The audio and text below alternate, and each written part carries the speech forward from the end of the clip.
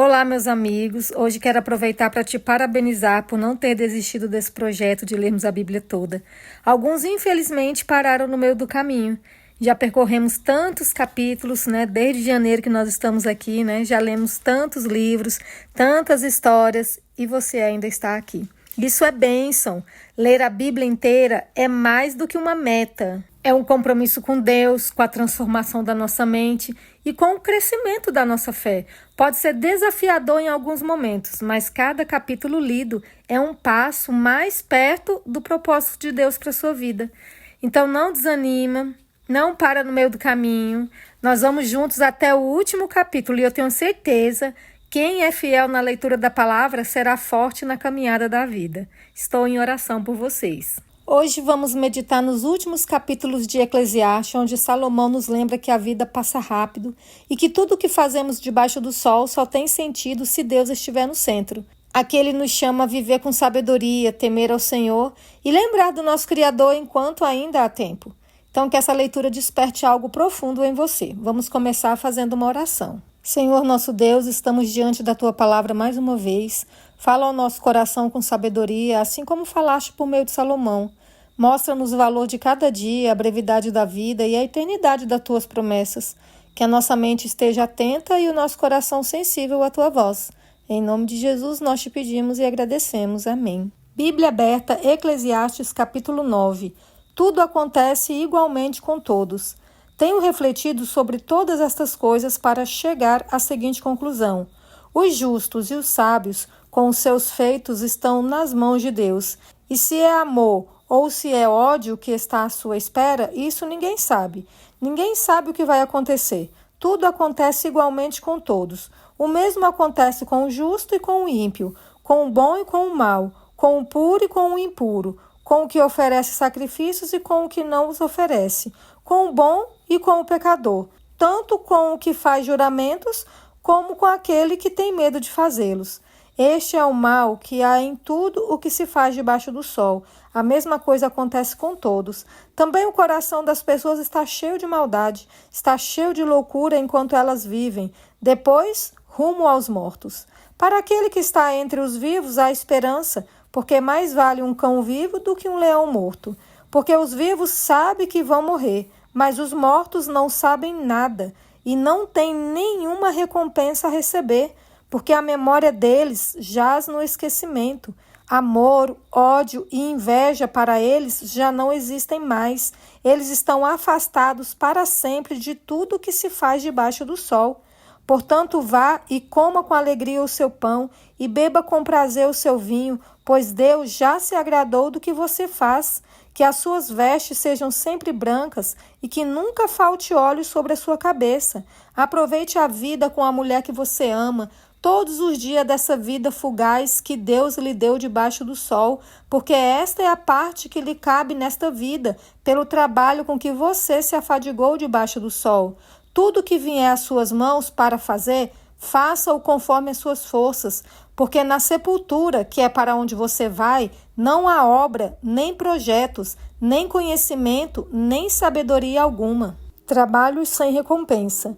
Vi ainda debaixo do sol que os mais rápidos nem sempre ganham a corrida, que os mais fortes nem sempre vencem a batalha, que os sábios nem sempre têm pão, que os prudentes nem sempre têm riqueza, que os inteligentes nem sempre são honrados, mas que tudo depende do tempo e do acaso, pois ninguém sabe a sua hora. Assim como os peixes que são apanhados na rede traiçoeira e como os pássaros que são pegos na armadilha, assim também os filhos dos homens se enredam no tempo da calamidade, quando esta cai de repente sobre eles.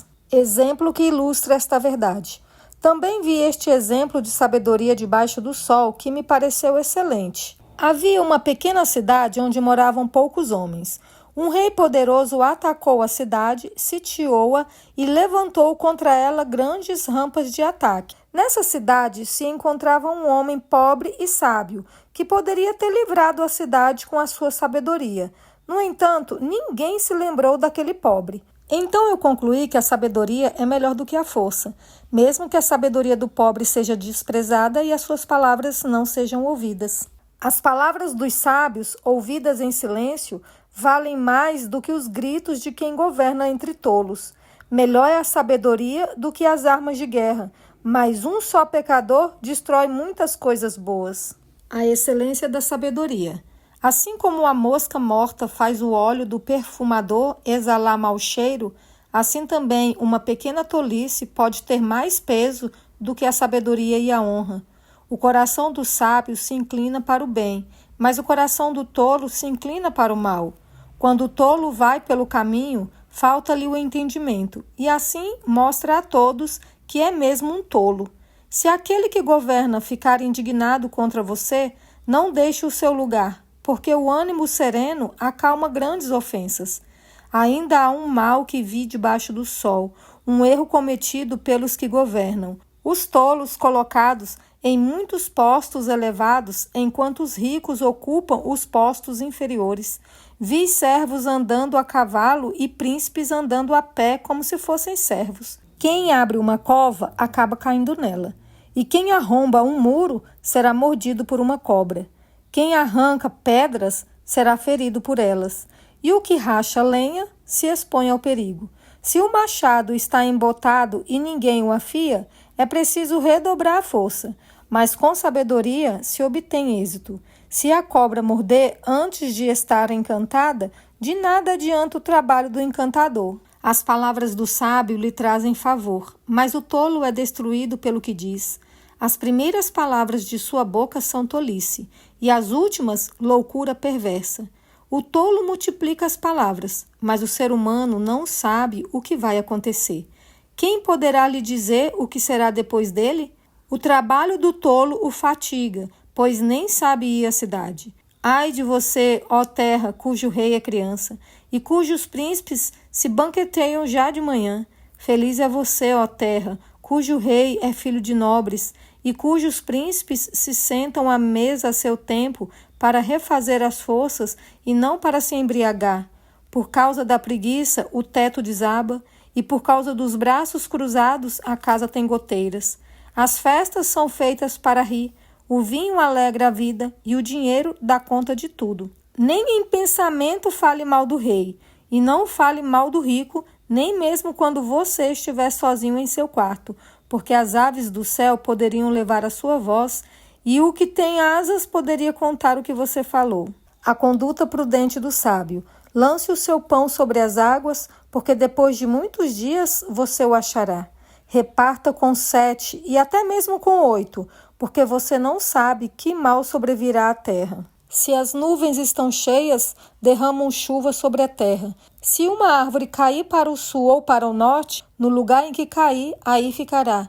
Quem somente observa o vento nunca semeará, e o que olha para as nuvens nunca fará a colheita.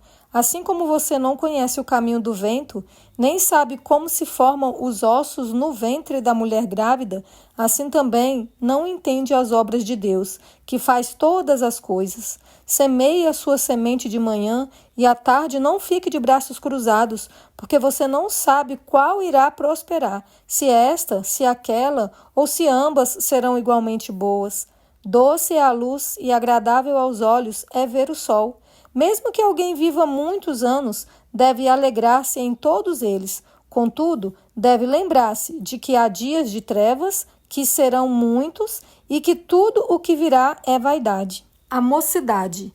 Alegre-se, jovem, na sua mocidade, e que o seu coração lhe dê muita alegria nos dias da sua juventude.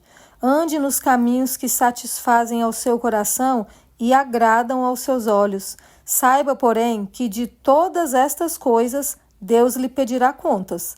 Afaste do seu coração a mágoa e remova de seu corpo a dor, porque a juventude e a primavera da vida são vaidade. A velhice. Lembre-se do seu Criador nos dias da sua mocidade, antes que venham os dias maus e cheguem os anos em que você dirá: não tenho neles prazer. Lembre-se do Criador antes que se escureçam o sol, a lua e as estrelas e as nuvens voltem depois da chuva. Lembre-se dele antes do dia em que tremerem os guardas da casa, os seus braços, e se curvarem os homens que no passado eram fortes, as suas pernas, e cessarem os moedores da sua boca, por já serem poucos, e se escurecerem os que olham pelas janelas, os seus olhos. Faça isso antes que as portas da rua se fechem e o ruído das pedras do moinho se torne difícil de ouvir. Quando você se levantar a voz das aves e todas as harmonias, filhas da música, começarem a desaparecer. Quando você tiver medo do que é alto e se espantar no caminho. Quando florescer como a amendoeira e o gafanhoto lhe for um peso. E quando você perder o apetite. Porque o ser humano vai à morada eterna, e os pranteadores andarão rodeando pela praça. Lembre-se do seu Criador antes que se rompa o fio de prata, e se despedace o copo de ouro, e se quebre o cântaro junto à fonte, e se desfaça a roda junto ao poço, e o pó volte à terra de onde veio, e o espírito volte a Deus que o deu. Vaidade de vaidade, diz o pregador, tudo é vaidade. Conclusão. O pregador, além de sábio, ainda ensinou ao povo conhecimento e, atentando e examinando, compôs muitos provérbios. O pregador procurou achar palavras agradáveis e escrever com retidão palavra de verdade. As palavras dos sábios são como aguilhões e as coleções de sentenças são como pregos bem fixados. Elas provêm de um único pastor. Além do mais, meu filho, leve em conta o seguinte: não há limite para fazer livros, e o muito estudar é enfado da carne. De tudo que se ouviu, a conclusão é esta: tema a Deus e guarde os seus mandamentos, porque isto é o dever de cada pessoa, porque Deus há de trazer a juízo todas as obras, até as que estão escondidas, quer sejam boas, quer sejam más. Amém. A vida passa rápido e tudo o que fazemos debaixo do sol um dia vai acabar, mas o que fazemos com Deus permanece para sempre. Que essa leitura tenha te lembrado de valorizar o tempo, escolher com sabedoria e viver com propósito. Amanhã tem mais, vamos entrar em um livro novo e eu quero seguir com você nessa jornada. Que o temor do Senhor seja o centro da sua vida. Que Deus te abençoe.